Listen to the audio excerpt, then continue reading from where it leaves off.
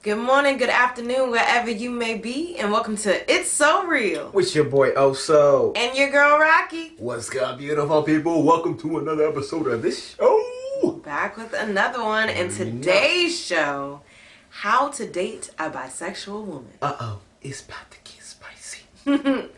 So before we go into today's show, remember to check out our previous episodes. So let me get this list together. Okay, go ahead. All right, so we had LGBTQ plus Pride and Ally.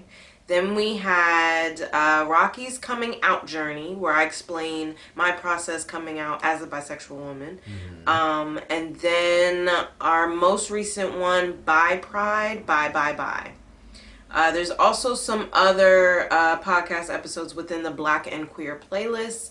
That playlist is available on our SoundCloud, and we are starting to acquire those videos in the same name playlist on YouTube. Yep. So make sure you subscribe to our YouTube channel, check out those videos, and also listen to those previous episodes to just get more of an in-depth understanding of where I stand on my journey.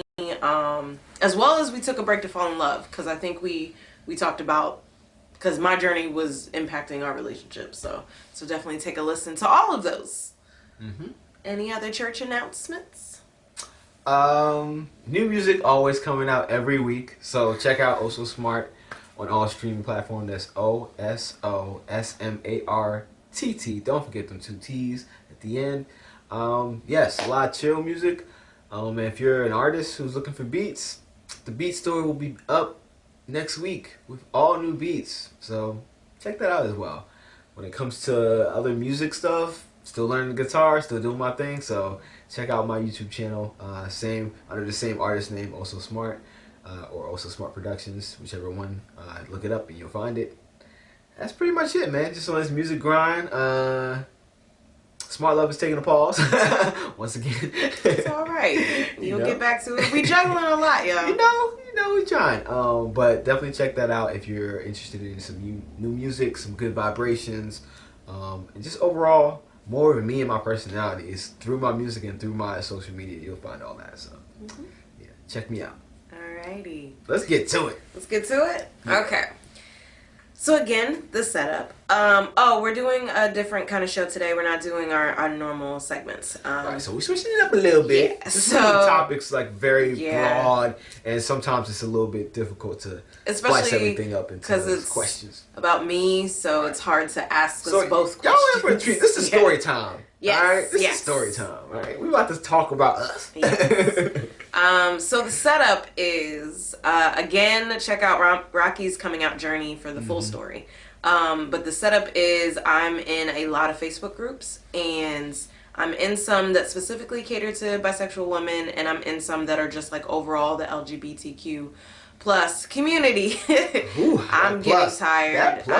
It's just a lot of letters. I'm with just naming the alphabet. Like, I think I saw... You can't even say that. The alphabet people. I think I saw Demi Lovato come out as pansexual, and she said, "I'm a part of the alphabet mafia." There, I like that. Like, it's a lot, and I get tongue twisted. Like a mafia. Especially if I got cotton mouth. Like, it's a thing, y'all. Like, I respect all the letters, all the identities, but it's just a lot to say. Okay. Yeah, I think those people who are reasonable actually know that. Yeah. But I think, because that community is going through a lot of trauma, some people are still triggered by even that name difference and what that represents based on whatever your situation might be. So it's understandable why people make feelings a little triggered when it comes to some of this stuff. I can't, because it's too much for me. So I respect everyone and all of their identities. I'ma just let me know how you want me to refer to you, and then that's how I move. Like, you let me know. I'm gonna move. I'm starting off with respect. So you're human. I'm never. We're a living being, so I'm going to respect you. I'm never gonna jump out the window and just go off. But if I make a mistake, let me know in the same respect that you would want me to show you after I actually correct it. That's all. But anyways, so I'm seeing a lot of experiences within these groups, and it made me want to create this episode and just have this discussion, especially as it relates to our partnership and my journey with you. So first, with a lot of the experiences that I'm seeing in these groups, it's a lot of bisexual women who are in relationships with men. And I think the reason behind questioning sexuality in terms of relationships with men is because, like, there's still a stigma on anything related to homosexuality. So if you're bisexual, it's easier to accept the opposite sex attraction than it is the same sex attraction. So that's why a lot of the times I think I see a lot of bisexual women coming out, accepting themselves within relationships with men. However, the experiences that a lot of these women are sharing, and it's not a generalization, it's not all, it's just what I'm seeing in these groups. And sometimes they're catered to Black women or women of color. Sometimes it's not, it's just whatever group I'm in that I'm seeing. But a lot of what I'm seeing, which is so disheartening, is their partners just rejecting them. And it's like shaming them, shaming their sexuality, saying they're going to hell. It's just like a lot of negative responses to the woman coming out as bisexual to their partner, which is very disheartening to me. And that's why I'm very thankful for Oso, because he was the first person I came out to. So with that, let's get into it. You're already telling the whole story already. I was gonna wait, but I wanted to get the setup. Okay. So how did you feel and respond when I came out to you? Okay, so first off, you have to know the man behind the response. So those of you who aren't aware, maybe it's your first time listening. First of all, welcome. Subscribe, rate. Yes. 5-star ratings, people. Please. Get them ratings up. And share. All those disclaimers aside. I am a man who's never really jived or like vibed with people who discriminate against others, period. So when it comes to my introduction to those within the LGBTQ plus community, look how I kept that shit. I've always been either hands off because of my ignorance and not wanting to get involved.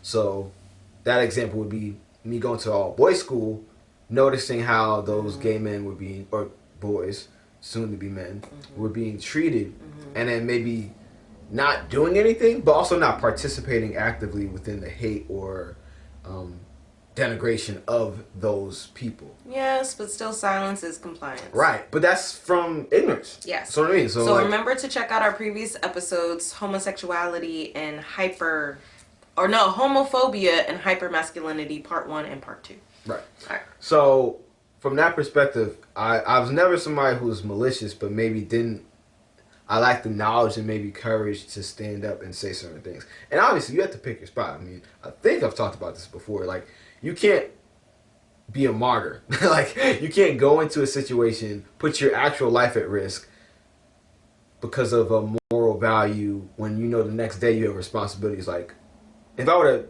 put myself out there, this is an extreme position. But for some people, it's real. Like, if a gay person or a trans person is being attacked, and you go in there, same thing with a woman, honestly, no matter what. And you're just outnumbered, but you know morally you want to do something to help that person in that moment. You still have to weigh the cost benefits of doing that, because one, are you actually going to help the situation when you get involved? Or are you going to maybe escalate it more because another guy has just entered the situation who's trying to kind of puff his chest out and say, look, y'all are doing something wrong. Some guys don't, they don't respond well to that. But also, like, knowing the next day, like, if you're going to be able to function in the way that you're supposed to. Like, are you going to be injured? Are you going to be alive to be the man that you're supposed to be within other aspects of your life? Because I'm going to be an advocate for those within, and potential ally, if y'all let me, for those in that community. But it's like, I have to know where I'm most valuable. I think a lot of people assume that they're most valuable by just being rah-rah and protector, when sometimes in my space, and the way that I've noticed I've become more helpful is by having conversations. Because a lot of black men don't even know how to talk like how I'm talking, or have these discussions. So instead of me being Mr. Captain Save a letter, You know what I mean? Like, oh, I got you allied, da, da, da, da, and then I get my ass whooped. Maybe the best thing I can do is like, at the time, maybe call the authorities or like report to somebody. Yeah, that's what I was saying. Call the cops. You know, like, hey, yo, the cops on their way. Right, or like be strategic within the way that I move, and then again, put myself out there and be as useful as I can to that community when it comes to having these discussions. So I put all that to aside to just say that I've seen some things, and it is escalated to where like, yo, some gay people are getting beat up. Mm-hmm. It's like I couldn't really do anything in that moment because I couldn't even defend myself in that situation. If a gay person is getting like fucked up or like jumped, this is Newark, New Jersey, y'all. Like, if I jump in, they're gonna be like, oh, you with that person, or they're gonna just assume whatever, and then that's my ass. And we both getting our ass whooped, and maybe I got a new friend at the end of the day, but that ain't gonna do me no good. You know what I mean? It's not like the next day ain't gonna be right there. So it's like you have to pick your spots. But I say all that to say that I've grown from that position. I've learned that just because I'm not hopping into an altercation to support that community or that person within that community then and there, that doesn't mean that I can't support those and learn about that community so I have a better relationship going forward. So that laid the foundation for me to even be okay with accepting a bisexual woman as a partner or accepting just aspects of that community that I'm just not aware of as a heterosexual man.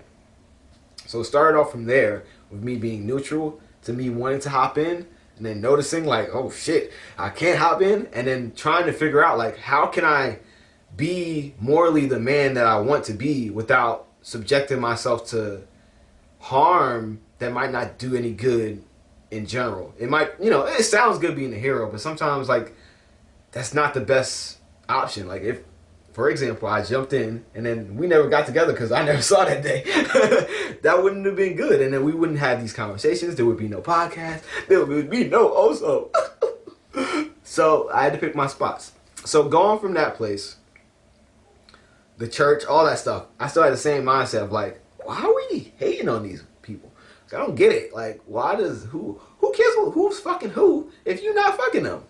That's when I also noticed the projection of people who, especially in the church, that had some feelings but didn't want to admit to those feelings, but was quick to condemn other people who had them same feelings. I ain't gonna say no names, but if you watching or listening and you from my old church, you know who you are. But yeah, I say all that to say, I came in with the foundation of, at the very least, I want to be helpful to this community and try to have conversations around it.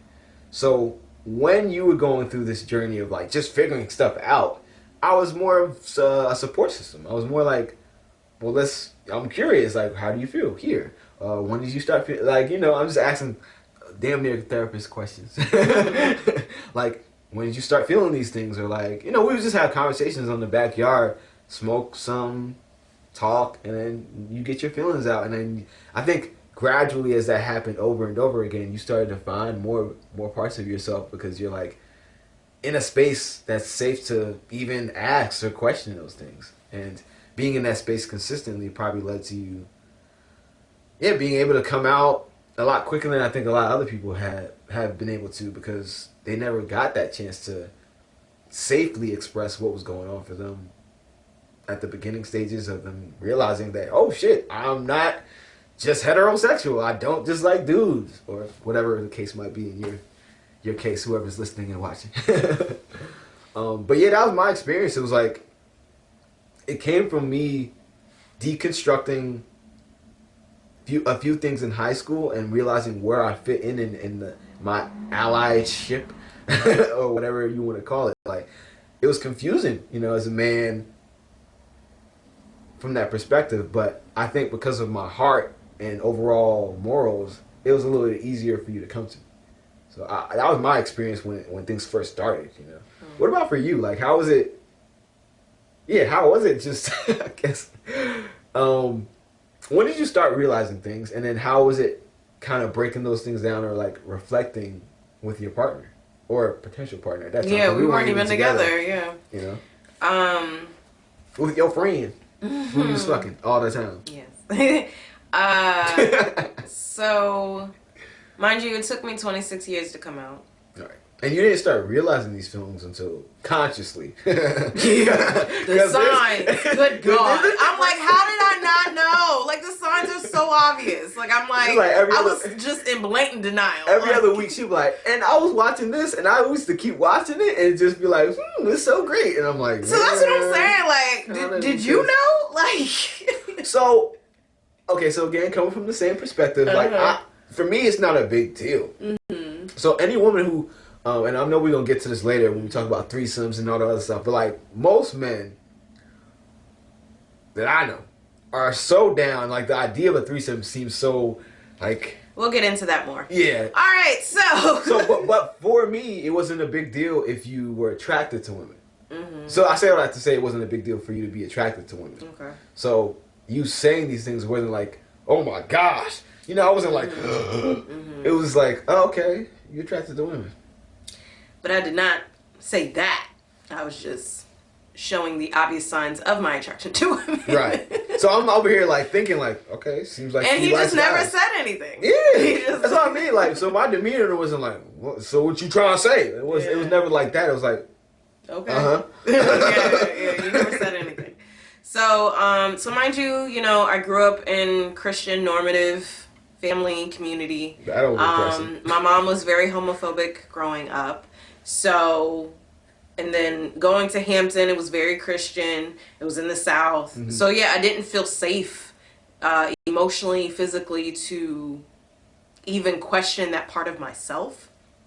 So with you, and honestly, like, it was such a thing. Now, mind you, I have been a gay rights advocate prior to me understanding myself. So I had already, like, was asking those questions on first dates because, like, if I have children, I need to know, like, I need to know where you are, just values wise, and because that was a hard line. I have another example. What? Like, just my mindset. I remember this question came up in grad school where we were talking about how would you react if your child was gay, and then I said I was like, I would be like disappointed in the way that I can't connect with them in certain levels of heterosexuality, like heterosexual culture.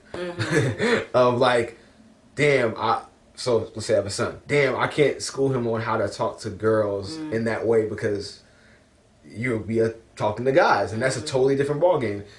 You might be more masculine. Both of you might be super masculine and assertive. So like, who approaches who, all that, you know, just complicated stuff like that.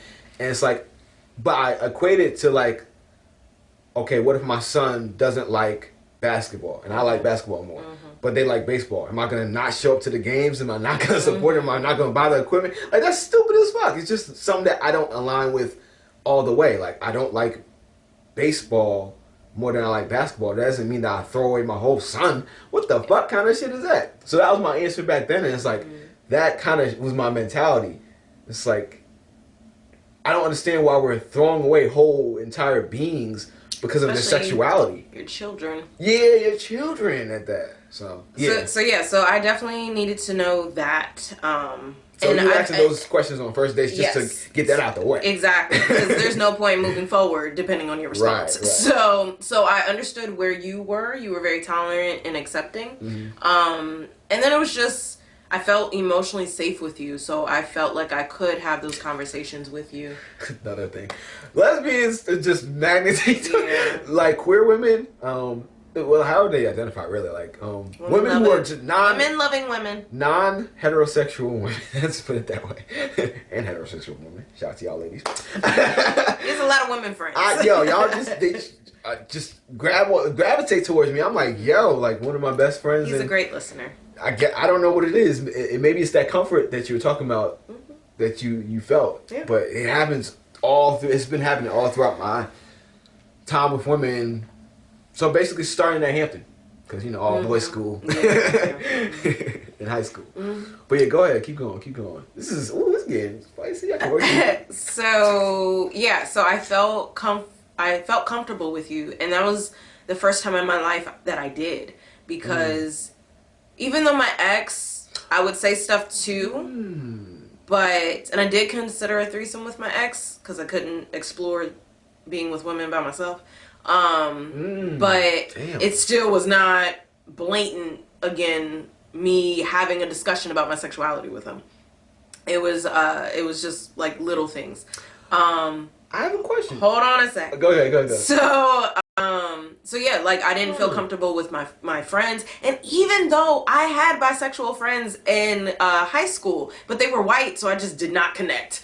Like I needed femme black bisexual women who were attracted to femme women for me to like, oh, that's me. Yeah, like it was not computing. Like I could see a lot of range, but it was like if I didn't see me, it was really like, oh, then I guess that I don't exist, basically. I don't see it outside of myself, so therefore I can't acknowledge it within myself.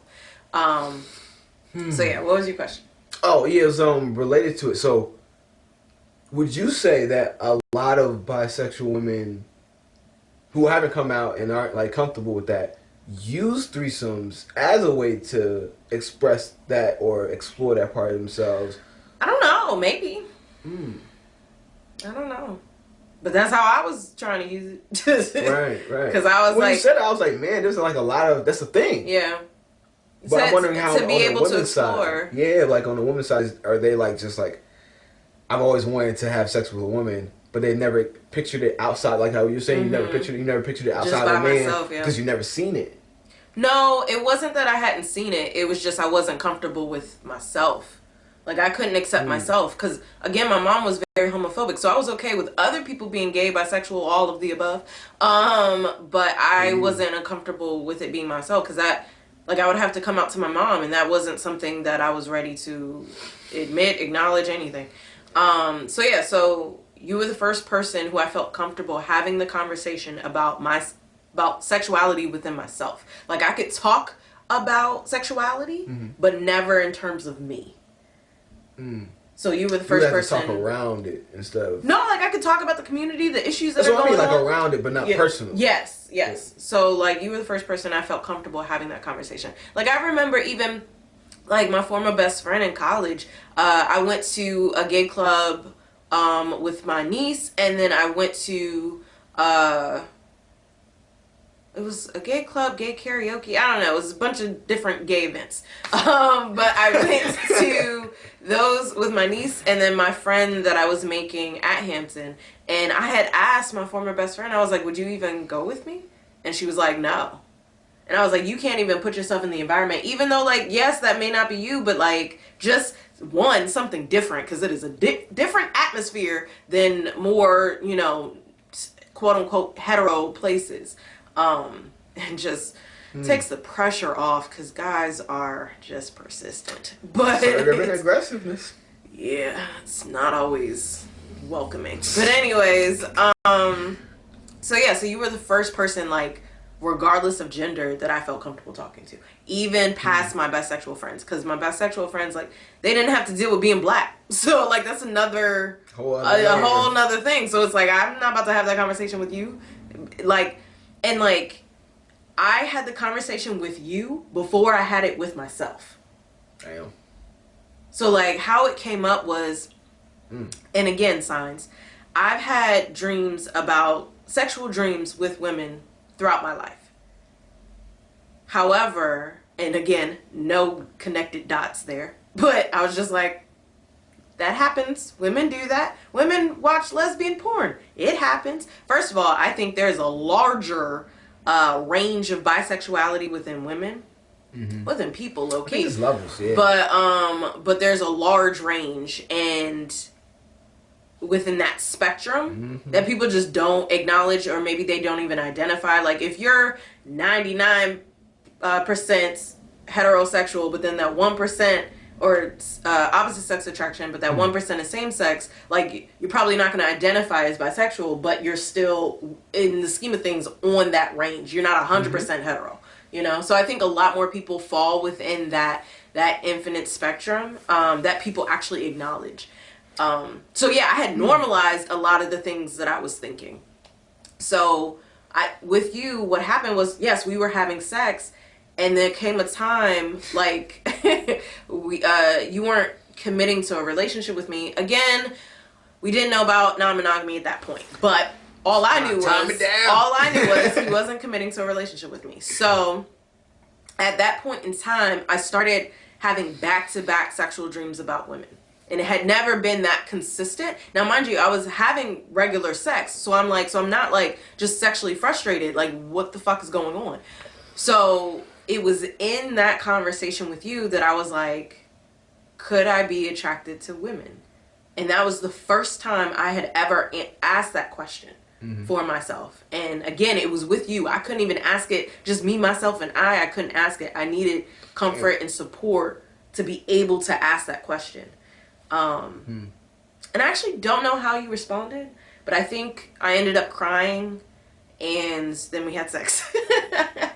Because you care sexually. That's how you show your care. Yeah, well, we're not getting into this. No. But yes, that's the thing. That's the thing. So yeah, so that was the start of that. And then I really I accepted my questioning process, and She went fast. It all that happened in January, and by October, I think I came out to my parents. So I did a deep dive into research, whether that was again the Facebook groups and what also happened? No. That's when I joined the bi and poly group to gain more awareness, and that's where I discovered polyamory and more connecting it to me personally. I was in therapy. You went with me to the queer day party. Yeah, we talked about that. That was in our episode. What was that one called? Was it Bi Pride? I think it was Bi Pride. I think so. I'm not sure. Check out all of them. Yes. So that you all can tell of us. the Black and Queer episodes. Check them out. But yeah, so you were very supportive during that time, and then also during that, because that's not even a year. That's what I said. It went fast. It went very quickly. I was. Soon as I allowed myself to question, flooded in. Again, this was 26 years of buildup, so it was finally the levees broke. It was like holding it back, and then basically that's how it was. And then I started dating a woman for the first time in that 10-month span. Yeah, so it was. I went gung ho. I was like, am I? Well, let me figure it out. When you put it all out there, it's damn, that shit did happen so quick. It happened very quickly. I was processing a lot. That's when I started journaling, and I was journaling every day, and I filled up journals within a short time frame because I was just processing so much. Journey journals. Yeah. But yeah, I think that's the end of my story time. But I'm very thankful to how you responded, and just being validating and supportive and accepting for me, even during the questioning journey, coming to that queer day party with me, because I could not have gone by myself, and I didn't have queer community to go with, and I didn't have any just women friends, so I didn't have anyone else to go with, and I really needed support, and you were able to support me in that way, and I'm so thankful and grateful to you, because again, the Bay Area made it safer. That's true. And definitely when I went on my very first date with a woman, I was still nervous about being in a restaurant with a woman, even though nobody would know you're on a date if you're just eating dinner, but I was like, oh my God, somebody's gonna see. But then just the beauty of the universe, a whole group of queer people that were very much in presentation queer, presenting very queer, yes, came into the restaurant, and I was like, oh yeah, it's safe here, just because the South was very not safe, so I felt more free. So I'm thankful to you. I'm thankful to the Bay Area, and all the people who have supported me along the way, because it took a lot to come out and accept myself. Well, I'm glad I could be there for you. You have arrived. Well, the journey continues. I won't say the journey you've arrived. continues. Goodness. But you've arrived to your next checkpoint.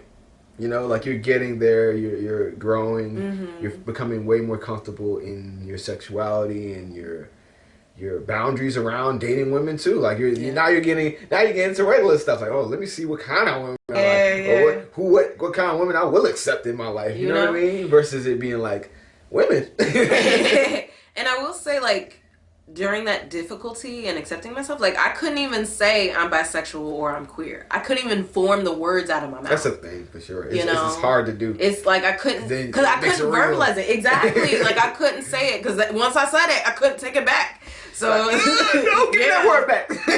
so that's where that poem came from. When I finally was able. You did. I think you did read it on the podcast. I don't remember. Check out By Pride. Yeah. Let me know. Check out Rocky's Coming Out Journey. Poem. I don't know if I read it on there. Let us know. But if not, it will be available in my second book. Yeah, second book. That is not even remotely like near publishing. We'll get to it. Yeah, but check out Life is Rocqi on Facebook for updates. But yeah, so let's go on to the next question. Let's do it. All right. So how... Oh, right. Okay, so how did we adjust within our relationship as I grew within my bisexuality? Because within that same 10 months, we also started our relationship, like at that end.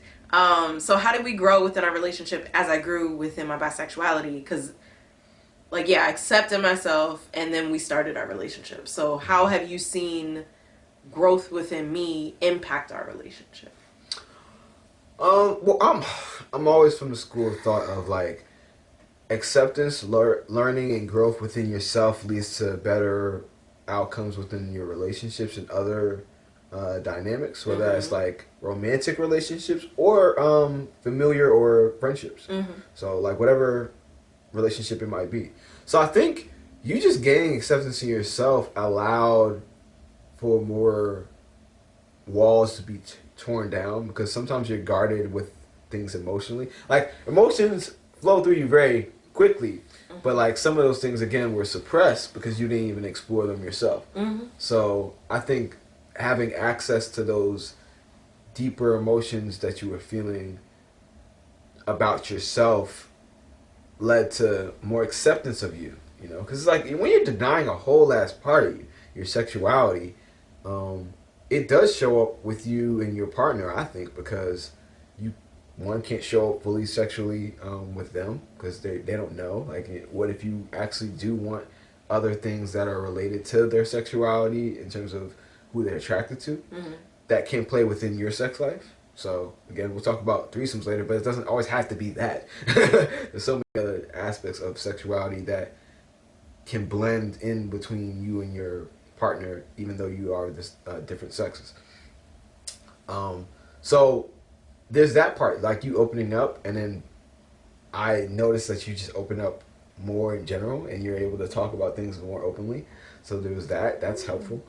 And then just like the benefit of it kind of like bouncing off of each other, because I always, like I mentioned at the top, if you explore yourself and you accept yourself, it's like a reciprocal thing. It's like those around you will feed into that and feed into you accepting yourself, if they love you, obviously, you know what I mean? If they like don't understand and they don't get shit and they're more concerned about the societal norm and that impact on them, then, you know, they might like shove your feelings down to make themselves feel comfortable. But when it's the opposite, you get to explore other feelings of your own self because you're witnessing someone accept their own feelings.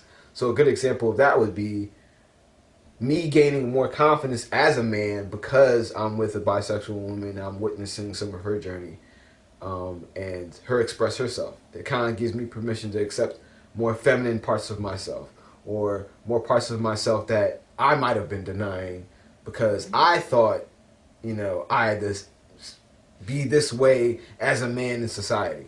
I mean, even dating a bisexual woman or being polyamorous. Some men look at that as like, you're out of control. Like you, like literally, like you don't control your relationships because they have free access. The other person within your relationship has free access to whomever they want. That's scary for a lot of guys. And that's an insecurity that I had to get over. You know what I mean? The day party. Another example of that. Like that reciprocity of like, me helping support her allowed me to gain more confidence in myself. Yeah, he was getting looks, y'all. You know what I mean? Fellas was looking at me. Don't, you know, boundaries. Like I'm still heterosexual, so you know you can look, you cannot touch. Check our last episode, the power of no. But yeah, just being able to be comfortable in my own skin, like yo, queer day party, what's up? Like I'm out, it's a party, right? We got music, right? I'm still fun. I'm still that dude, right? Well, am I uncomfortable because other men find me attractive? That don't got shit to do with me, as long as they don't touch me. So just that freedom of walking into a queer day party, shoulders back, still chest up, still like, yo, I'm a heterosexual man. I'm here to support my girl. What's up? You know what I mean? That's different. That's that different type of energy, and I carry that with me everywhere I go. Like, there's no shame in like us being together because of that journey that we've gone through together. So as much as I know it's helped you, and like you being able to express all this stuff, there was that reciprocity. There was that give and take that allowed me to be more of myself and become and to recognize more parts of myself. I associate it with maybe the feminine parts of me because as men, especially heterosexual men, those are the parts of us that I think are shamed. Again, check out Homophobia and Hypermasculinity, part 1 and part 2. Yeah. So I think just you allowing yourself and giving yourself permission to accept yourself fully within your sexuality allowed me to accept other parts of myself that I might have been denying when it comes to my femininity. And when I talk about that, I'm talking about like just dancing, music, clowning around, being goofy, not having the fucking straight face on all the time, the motherfucking mean face, like I gotta act tough all the time. I'm a joyous person. Like I like I like to laugh, I like to have fun. I will beat your ass when that time comes. You know what I mean? I don't need to put on the face all the time. When it's an emergency situation, I know that I can call upon that masculine part of me that will come out and do what needs to be done. But other than that, it's such a relief, especially as a black man, during times of like, fuck, everything. You know what I mean? George Floyd, police brutality, all types of shit. Just to be able to say like, yo, black boy, black man joy is on my default versus me having my guard up all the time. Like, that's liberating as fuck. So I think that's how it's impacted me and how I see it through your eyes. I think you could probably speak on it more and how it's like truly changed you. But that's the way I've seen it. I've seen it through like watching and witnessing you grow, but also witnessing us grow within our individual journeys and then coming together and making us stronger. You know? I would say you definitely got, because you can be an ally, but if you're not in the community, you don't know a lot. So oh yeah, that's as right. I got exposed to so much, and then I was reiterating everything to him. So I feel like you learned a lot more in depth stuff. Everything. You learned a lot more. Too much. Oh my gosh! Even though you have a lot of like queer women in your life, like it's still. There's levels. Yeah, there's levels to it. So I feel like through me learning about myself, you also learned a lot just within the community. Yes. Yeah. For sure. All types of alphabet languages. That part. So I don't want to go into sex with this question, okay? Because we still have that to go. All right? Saving that for the end. Okay. But, so no sex. Yes. Just in terms of attraction, relationships, that kind of thing. Okay. Hit me with it. So, was there an assumption that because I now accepted myself as bisexual, that meant I was only, because I had you as my man, only going to be with women? Like on mine, did I assume that? No, I never assumed that because I'm coming in from the perspective of our connection together. So I didn't see that departing because of your newfound acceptance and discovery of your sexuality. You know, I didn't see that as being like not merged. Like those things don't have to be like mutually exclusive. Or you know what I mean? Like it's not like, oh no, she's bisexual, therefore there's no way that we're gonna be together. I never thought of it that way. How are you thinking about it? I was asking in terms of me having one woman and one man in my Mm-hmm. life versus like having two men in my life. Oh, see, that's different. Yeah, that's why I was like, I don't know if you get. Well, because you said bisexuality, not polyamory. Well, no, I'm a bisexual woman, and I could still be with two men. Yeah, I know. That's what I'm saying. But the focus was on women. That's why I was like, if you worded it that way, that's different. All right. Well, Because I literally wasn't thinking that way. That was my question. Like, yeah, that was the answer. It was like I wasn't thinking like that. Did me as a bisexual woman mean one woman, one man, or you know, that dichotomy versus like I can be a bisexual woman and still just be with one sex or one gender. Well, yeah, it's like I was saying, like at the top of the show when we were planning it, it's like my perspective was I wasn't even thinking that way of you wanting two men because you're exploring your sexuality with women and then our connection together. So it's like I didn't think our connection would stop, and I thought you would want to explore women because you just now figuring this out. Got you. So like, why would I assume that okay, I'm bisexual, so I'm gonna be with two guys? That would have been like a jump in my perspective from what we were doing, you know. I understand your point. Thank you for clarifying. Because I felt, and feelings are not always facts, that there was an assumption that I would be with women. Because I think as I was growing within my bisexuality, it was like, well, wait a minute. Yes, I'm interested in exploring women, but I also still like men. So it's like, just because I am bisexual now doesn't mean that I won't experience other men as well. So I think that was a journey within myself, and that was conversation that came up with us, because I don't know if you were aware of that. And then just polyamory growth within that aspect.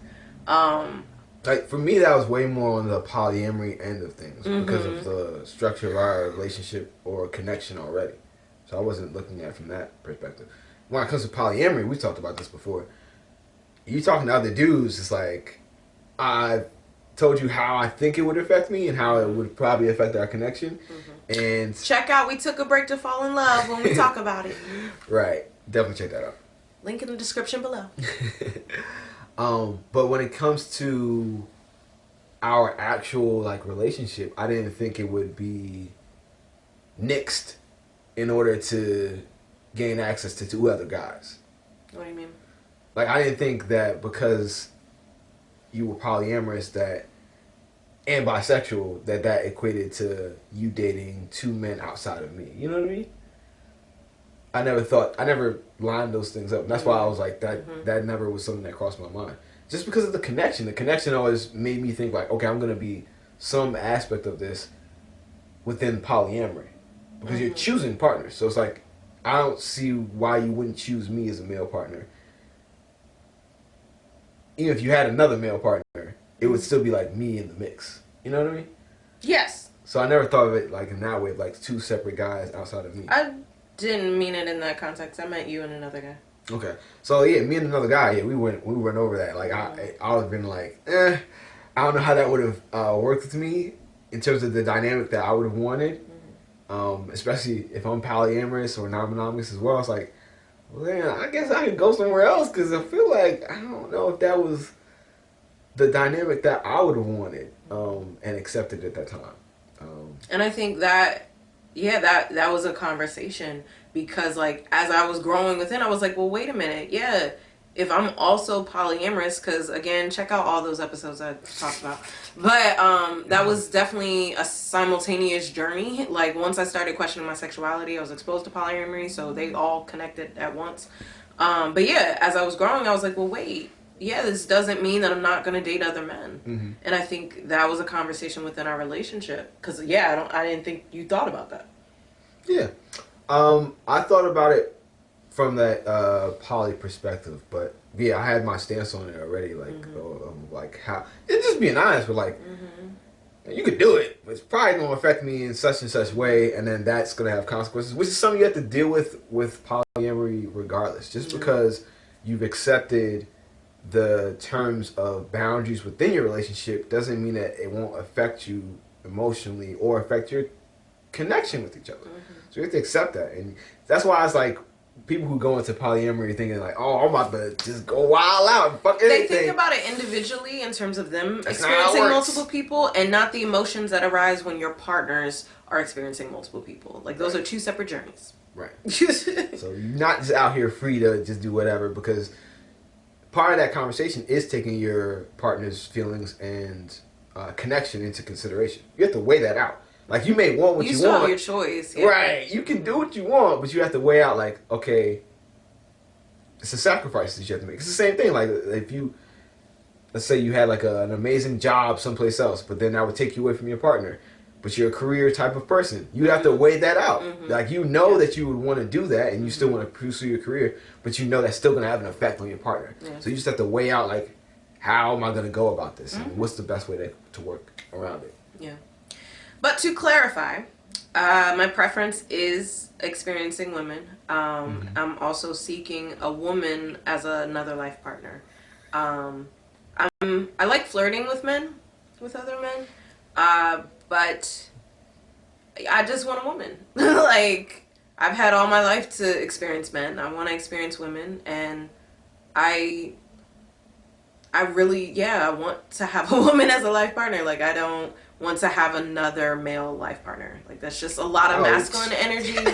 And no, I'm very happy with you as the man in my life. And again, I like flirting with other men, but as far as like dating them, committed relationship, other life partnership, it's like, I want to be with a woman. So, and I have a limited capacity, y'all, polysaturation after 2 romantic partners. So, but all right, let's get into the next question. All right. But the reason I was having this questioning within myself and this questioning within our relationship was because when I was unknowingly practicing non-monogamy, it was with men. So I was experiencing multiple men at the same time. So it was like, well, wait a minute, just because now I'm polyamorous. So like, just because I'm bisexual doesn't mean that I can't still experience that. So I think that's where the questioning was coming in. But yeah, it's just, I'm a woman. So, so it worked out. Alignment. But all right, the next question is, what concerns have you had about who I'm dating, as in my choice and partner? Not related to gender, just me choosing a partner. What were your concerns? I've always been concerned, and I'm going to speak of this from the perspective of women, because like you just described, that's what you're primarily looking for. So I'm not really going to address the men at this point. But anyways, I'll get to that bridge when I need to.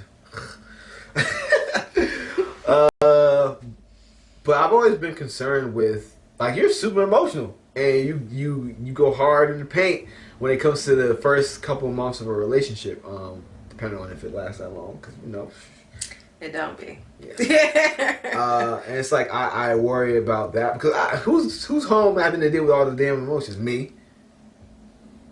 So there's that, but also like safety, because women, depending on how masculine they are, or depending on just their morals and background, they're not like excluded from being toxic just because they're queer and they're women. That's not how that works. You know what I mean? So I'm always like aware of, like, you're new to this, and there might be some women that are willing to take advantage of that because they have what you want, they know that you want it, and they know that you knew. So it's the same thing. Like, I would tell, like, so going back to my other analogy, like if I had a gay son who was approaching guys and all this other stuff, I would warn him about the same things. Like, yo, he might just want your dick. He might just want this. And he knows that you want that because you haven't experienced it yet. So you got to be careful out here in these streets. So that's mostly my concern. Is like, other than that, like, have fun in exploring it. Like, I want you to have experiences. I just don't want them to be traumatic or just experiences that might, I don't even want to say hinder your process, because it's all a process. You never know what is going to allow you to get to the next level of that journey. But I would prefer it be,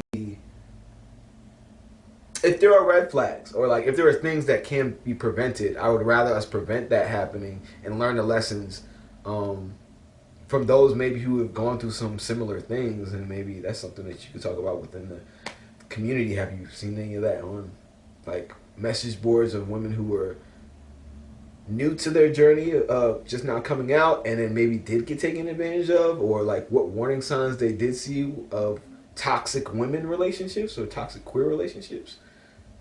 Have you seen that? I don't think in the relation to them being new. I think it's just in general. Yeah, just women experiencing toxic women. Well, the reason why I say the emphasis on new is because man, like the sensations. It's like I'm equating it to me being like a virgin. It's like yo, and experiencing women wet. Whoa, is beautiful. Hold on now, this is some women are shit. Amazing. Don't I know it? I was excited, So it's like I'm looking at it from that perspective, and it's got to be like a lot of rush of feelings, and especially accepting myself for the first time and allowing myself to feel this, even more, but also maybe experiencing it. Like I've wanted this all my life, and now it's finally happening. Yeah, I get that. So it's like that. You're not gonna have the right mind. I just know that. Like nobody does. Nobody has the right mind frame. Like you need somebody to like. Okay, so what actually happened? So what I talk about all the time. Smart love is a later on thing, but I'll give y'all some game from Smart Love dating tips. So I always say, like, when you have a date, first thing you do after coming back from that date is you should write down what happened, like what actually happened, like the facts of the situation. Not your feelings. Not your feelings. Like, so if he picked you up or she picked you up late, not how you felt in anticipation, like, oh my God, I couldn't wait till you got here, so you forgot that they picked you up late. But the fact that time they picked you up for late. me. You never know. If you in that frame of mind and you just like, oh my gosh, they got me waiting, I can't wait. I do have less patience with men. I will say that. That's man. So it's like not what you thought happened, but what actually happened on the date. Right. Then how you felt about what happened on the date, you know, and then how you feel about that person overall.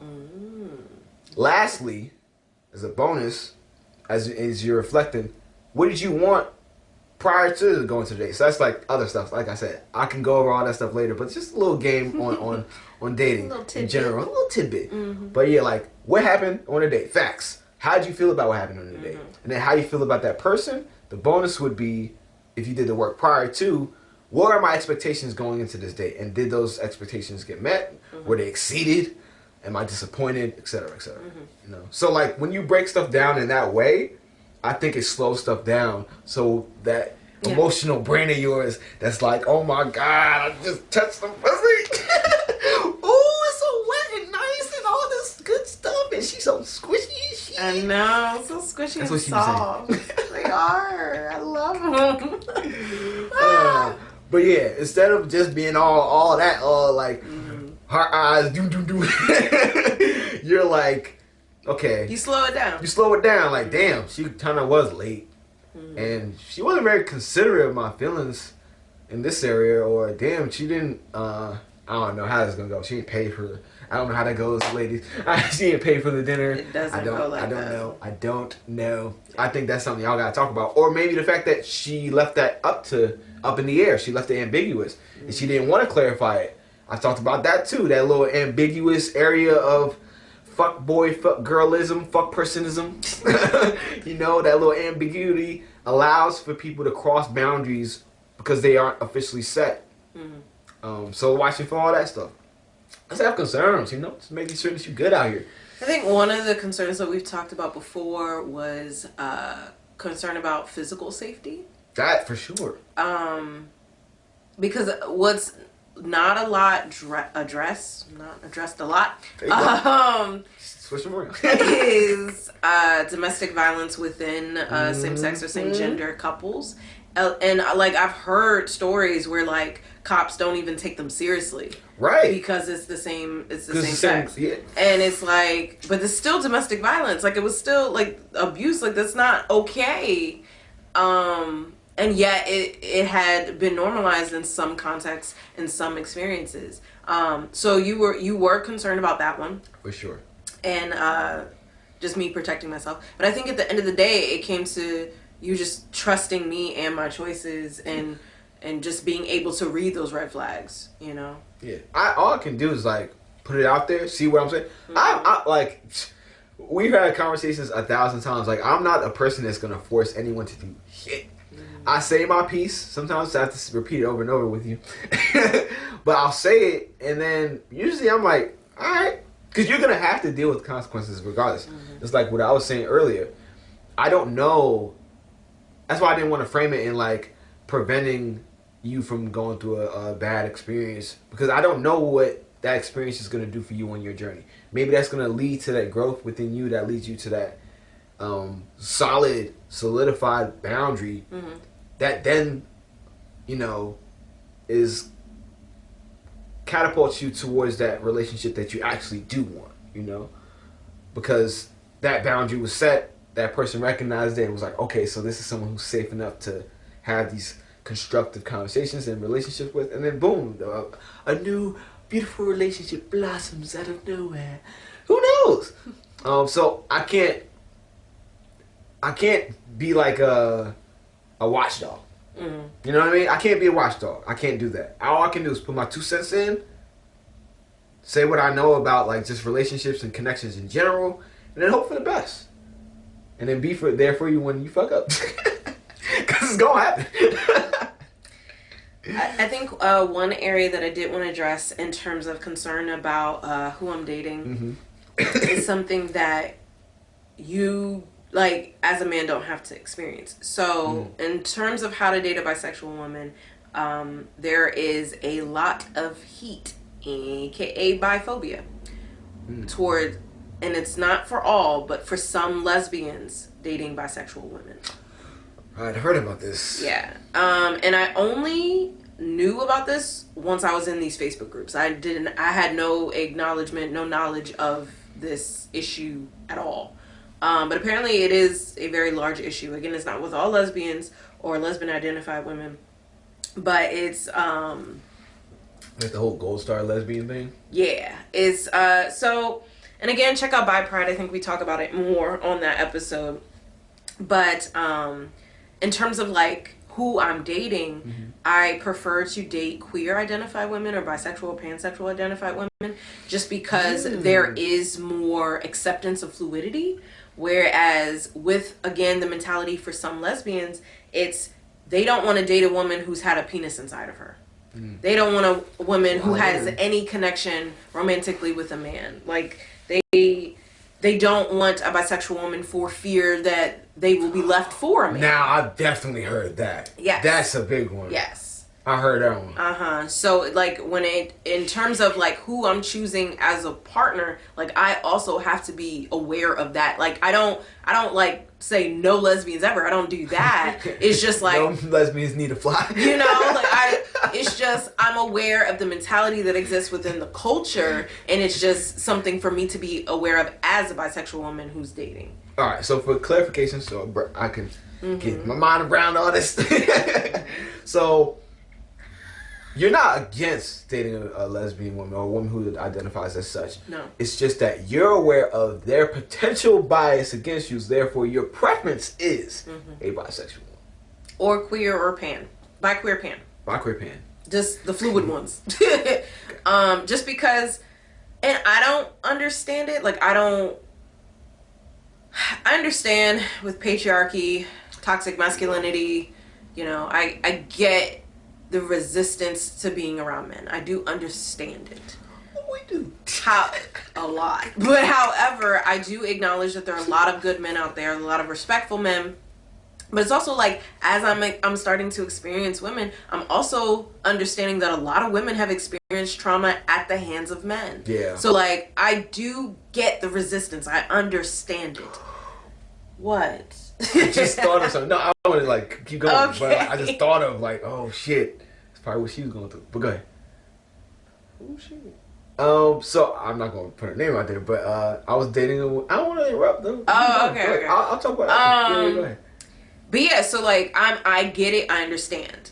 However, to then say to this free autonomous individual that I can have no connection with a man because you have issues with men, like, again, that's that sounds very controlling and possessive and like you own me, and it's like like I can't deal with that. So like that would be one of those things, like, you're concerned about me dating toxic women. Like, I'm already aware of this possible thing. So it's like, I need to, like, one, you need to know that I'm bisexual. I do date men. You need to know that my life partner is a man. Like, we have sex, like, you know, fluid bonded, like all of that. Like, you need to be comfortable with that. And then some women, some lesbians think there's more STI risk with sex with men and stuff like Always that. get tested, fellas. And it's like, so it's just a lot of ignorance, a lot of bias, a lot of biphobia that exists. And it's just, I'm aware when I'm choosing the women that I'm dating,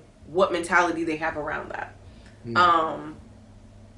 And then as far as the leaving the woman for a man, that's definitely more in monogamous settings. To which bisexual people can be monogamous. Again, check out our episode by Pride. Bisexual people can be monogamous just because they're monogamous. Like, not everybody is polyamorous, not everybody's non-monogamous. Like, some people, like, legit within them are monogamous, and that's okay. And you can be bisexual and be monogamous, and it's not, I don't want to choose, you know? Like, that's not me. But it's like, if you are comfortable with that person, not everybody breaks it down to parts. Some people like really connect with the person, who their spirit, their personality, energy. That energy, that connection. Like, so there's not a need for something else, you know. Especially if you're able to be fluid in your masculine and feminine energy. Check out our previous episode, Divine Masculine and Feminine Energy, Finding Balance series. But yeah, if you're fluid, like Oso is fluid, but he's definitely masculine dominant energy. You know what I'm saying? What's up? Can't wait to get back in the gym. And I want a woman who's more feminine dominant energy, but also fluid and being able to go within those energies depending on the need. But it's like, if you have a partner who's able to do that and you're not seeking or needing anything else, then you're good. You know? You're good. I'm just polyamorous even when it was only with men. So it's like, some people are just monogamous and some people are just non-monogamous. That's just who they are, you know? So, yeah. So that fear that lies within some lesbian women, I think they need to trust in themselves and their worth and what they offer in that relationship, but also trust their partner. And if that happens, so what? That is just nothing you can do about it. But that's why some lesbian women don't even date bisexual women, because of that risk. They don't even want to chance it. So, but yeah, when it comes to concern about who I'm dating, I am aware of that one for myself. That's good to know. Good to hear. But all right, last question. Oh, the thing that right. So yeah, I was dating this woman who identified as bisexual, and she had a partner, and she was poly. Identified poly well. This was last summer. Jesus Christ. So long ago. Jeez. And we had a dope connection, but she had clearly been hurt by another guy. And then as we were dating, there were so many insecurities that were coming up with her partner. Now that I'm like, in retrospect, as you're saying it, I'm wondering if she had some fear of this man coming in. Just to clarify, the woman you were dating, her partner was a woman. Yes. Yeah. She was a woman. And then was she monogamous? I think she was, I don't know if she identified as monogamous, but she didn't want anybody else other than her partner. Okay. All right. So yeah, so the partner was only with the woman he was dating. If this is confusing y'all, I'm about to give y'all some fake names. All right. So, I'm going to call it my guitar's name. That way it's easy. Right. So, my guitar's name is Sheila. Shout out to my girl, Sheila. Oh, I'm going to play you later. Anyways, so Sheila will be playing the role of the girl who I was talking to. All right? Okay. Sheila's girlfriend will be Shayla.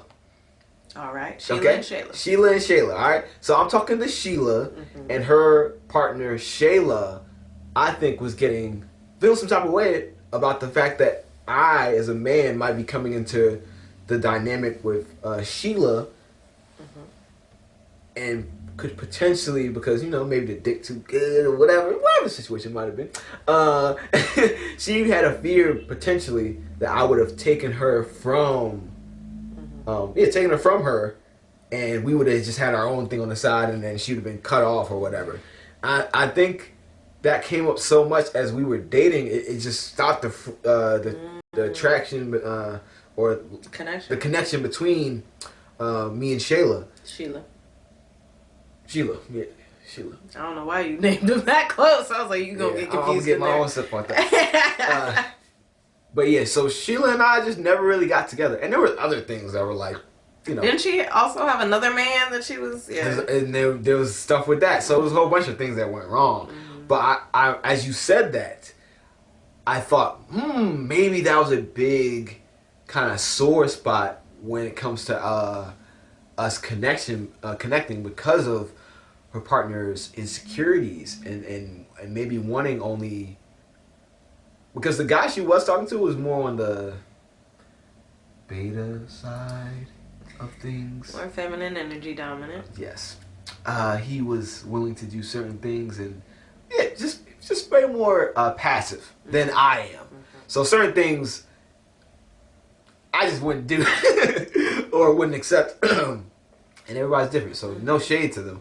But I think the very fact that I didn't accept those things, or maybe I wanted a different dynamic, and the description of me might have come off as more masculine, that might have been threatening to her. So I just wanted to put that out there because I connected those dots. I'm like, wow, maybe that's exactly what she was feeling, and which is why the connection didn't go as far as it could have. Yeah. You know? Amongst other things.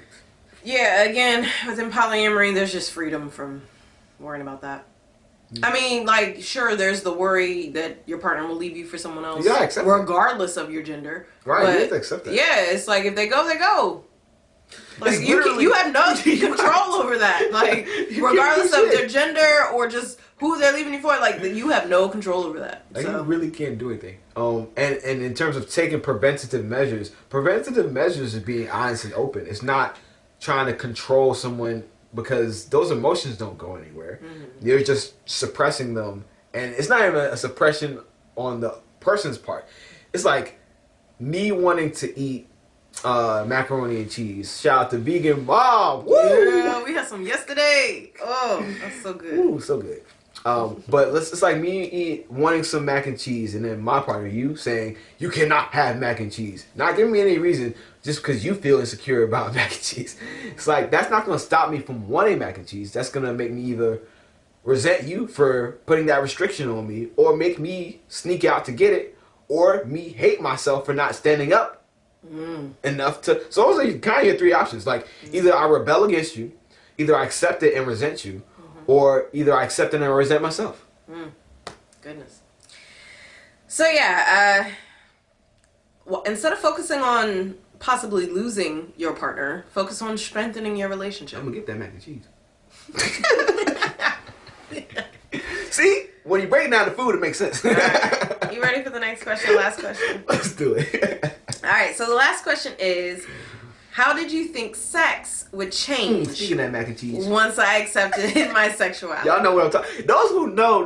You know what I mean? And mac and cheese, baby. Ooh, ooh. Wow, wow, wow. So yes, how did you think sex would change with us as I accepted my sexuality? I figured we'd have like 12 threesomes by now. What you doing, girl? Go out there and get some girls. Just kidding. I was gonna do it. Alright, I'm joking, y'all. Let me be serious. Sexually, alright, I won't lie. There's a part of me that was thinking like, okay, this will make it easier to have threesomes, but I wanted that regardless. So it wasn't like a expectation then, you know? It was kind of like I was trying to figure that out with you anyways. I'm like, look, we doing things. You know what I mean? You're not against girls. At this time, you didn't identify as bisexual, but you weren't against doing something. Yeah, I was open to a threesome. Yeah, so I was like, let's get it on. When it comes to sex in other areas, I don't think I had expectations. I didn't think about it, honestly, changing that much. I figured we'd just keep having sex, and then you would just be having sex with the woman. That's really it. I haven't done, I think I may have done it now, but back then when it was first, we were first just figuring stuff out. More so, you were figuring stuff out, and I was trying to help you figure stuff out. I was like, not really concerned. That wasn't really like a question that I had formulated in my mind. Like, I was not something I thought about, to be honest with you. So what did you think about in terms of like a triad or dating separately? Did you think, because again, my bisexuality and polyamory acceptance came at the same time. So like, did you think it would be, because I'm bisexual, that means like a triad dynamic, or did you? So when I've thought of polyamory, I've considered both things. Like I've in my mind, and I'm still like this. I always could see us being on some trifecta love type shit. Shout out to trifecta love. Yes, Stop doing pranks. Yeah, stop it. Y'all need stop it. Like stop it. Stop it. Stop it. Like, yeah.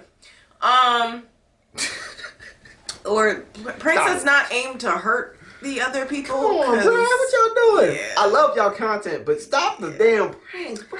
Anyways. So Trifecta Love is a YouTube channel that I started following when I started my journey. And I've been with them for the past 3 years following their journey. And they just got engaged to their fiance. So congratulations. So congratulations to them. And I'm excited to see just the wedding and babies and just your little dog Nugget is so cute and adorable, and I'm glad he's feeling better. But yeah. Clearly a fan. Yes, I am very much a fan. But I don't know nothing about the dog. But yeah, they definitely, like, that shit looks genuine. Like a genuine connection between all three of them. Yeah, right? And it's like, you can't force that. That has got to be authentic and organic. It's not an easy thing to navigate. And that's the thing that a lot of people coming into polyamory or ethical non-monogamy think that that's what's represented in media because it's closest to monogamy. Right, it's more easily digestible, so that's put out there way more. But that's not the norm. Like, because that's hard to get. Like, that's very hard to get. So true. Yeah. They be putting that shit out there. And it's always a female, male, female dynamic. Oh yeah, it's never done. It ain't ever 3 men, even though those triads exist. Damn. Even though I know that that's true, I didn't even thought about that. Same with 3 men who were like, that I could see. But damn, why didn't you think about that? Actually, I think in California, all men triad just were able to put their names. Yeah, that was. You sure it wasn't Vermont? No, it was California. They put their names as the parents of a child that they they adopted, I guess. But yeah, so they exist. It does sound like Cali. Yeah. But yeah, so hello, California. That's why I moved here. But I needed some freedom in my life. Jesus. And we still got problems, y'all, but we are ahead of some of these other states. But anyways, every state's got their shit. Florida just got everything though. Shout out to our listeners in Florida. Hope y'all doing well. Mask up, please. Yeah, please. Or get the vaccinated. Good. But, so in these groups, again, I'm in poly groups and I'm in queer, bisexual, I'm just all in these groups. Y'all. But also what I'm seeing a lot of the times with these male partners of bisexual women is that they are sexually objectifying their partners. Ooh, okay, speak on it. How so? What are they doing? Because it's like, now that's their main concern, it seems like, is that now you allow me access to experience 2 women at once sexually. Damn. So like, I get it. So at first maybe the guy and so a man and woman are in a relationship and she's just not figuring stuff out. Comes to him, he thinks of that as like, oh, now I'll finally get a chance to have a threesome, or now I'll finally get a chance to have a relationship outside of you, or whatever else it might be. And then basing that on sex. Yes. Okay. Very much so. And it's I see that. And it's like negating the fact that, 1, this is your partner, a human being who you chose to be in a relationship with, and 2, like, her sexuality has nothing to do with you. Right. You're related to her sexuality in that you're in relation to her. That's it. That's where it ends. So until she brings you in, like how she is with the conversation, that's her. Like, she isn't some sex toy. Right. You know? It's not like, bisexual function on. Like, flip the switch like my sex bot. Oh, man, my sex bot is straight. Ooh, turn on bisexual switch. Like, that's not how that shit works. That's not how it works at all. And I be so the responses from men when bisexual women come out to them is either the shaming for just homophobia in general, it's a lot of Christian oriented stuff, but so it's either that aspect or the sexual objectification where it's like, okay, good, now I can have 2 women at once. And it's like, these are people. Like you got to understand that, and you have no control over them. Right. They are their own free autonomous people. And it takes a lot to handle two people. Especially two women, we got a lot of emotions. Which is why I am not dating right now. Do you see how many emotions I gotta deal with? You don't, because off camera. Yeah, it's a lot. So, any woman that does come into my life, she's gotta have her shit all the way together, because that's all I can accept. I can't repair. Sorry. Mm-hmm. So those were some of the things that I noticed just overall. As far as us, sex. I think threesome is still on the table, but again, it's very authentic. Like, I don't want to force that at all. And it's also like, I don't want to experience that now, which is very interesting in my journey. Now, I don't want to experience a threesome before I get to experience a woman sexually. And that makes fully perfect sense. I've had levels by myself. Right. That makes, to me, I think that's obvious. Like, I think I've said that already. Like, I've said that to you. Like, you know, you need to figure yourself out first. Yeah. So that's why I'm, like, again, not pressed about that. And plus, in our dynamic, we are dating separately anyway. Mm-hmm. So a threesome would be probably the closest thing we get to a triad. Yeah. Because I'm not a person who can just sleep around with anybody anyway. So I had to have some type of connection with the woman I'm with. Even if it's like a week to month connection of good vibes and me kind of going through the same list that I talked about with you. Like, I got to do that whole checklist for me. Mm-hmm. Make sure I'm not all wild, like, ooh, some new girl. Ooh, I got to be like, hold on. That was a red flag right there. Hold on, what's that? Hold on now. No, get away. So you gotta be aware of your shit, and then make sure that you're adjusting according to what lines up with your relationship. Yeah. And most of that comes from you understanding that you're in partnership with that person, not just a sex story, people. Mm-hmm. Like, if you take her feelings into consideration, you'll kind of skim off most of the bullshit that we were talking about. Because if you start from there, your foundation is, I am with a human being, we're in partnership. You're going to take her feelings into consideration from then on. Mm-hmm. But you got to start there. You know, I think that's the problem, is like a lot of people, as soon as they hear, oh, you bi or whatever now, they think, ooh, well, me? Now we getting the fuck. Like, yeah. Like, they think me instead of like, how was your journey? Yeah, like, oh shit, then you must have just figured it out. Like, that must have been a big thing if you only just now figuring it out. Or, holy shit, when did this hit you? Like, you know, all those things. Mm-hmm. But it's so quick to shift it because you're thinking about what you can get. And I think at the end of the day, that's like the same thing for polyamory. Like, people always look at it from, I'm about to get this. Yes. Not what this takes in terms of sacrifice and in relation to another person or people. Mm-hmm. So we just need to really understand that even if things are just sexual, you are dealing with a sexual being. You're not just dealing with sex. Yeah. Yeah. Mm-hmm. Yeah. That's my 2 cents, y'all. That's how you date a bisexual woman. Clip that. Hey, it's the Real Family. It's your girl Rocqi. And your boy Elsa. And thanks for being here.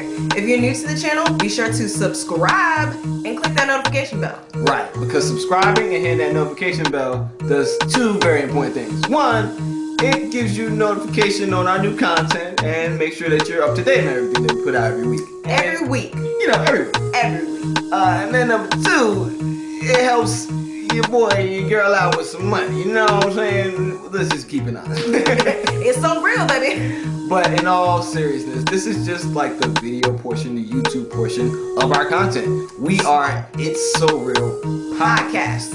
So we have all these episodes just waiting for y'all on how many platforms? 11 different streaming platforms. 11. So it's up to you to choose. Yeah, there's no excuses. We on everything. So whatever platform you're most comfortable listening to stuff, your content on, we're right there for you. So look us up. It's So Real Podcast. And our link tree is available on our YouTube channel. Go over there, find the platform that works best for you, subscribe to our podcast, and hear the full thing. Because we have a lot more to say than what shows up on our YouTube channel. Exactly. With that being said, check out the rest of our videos while you're here. You know? And be sure to subscribe. Alright, y'all. We'll catch you on the next one. Peace. And love. Always.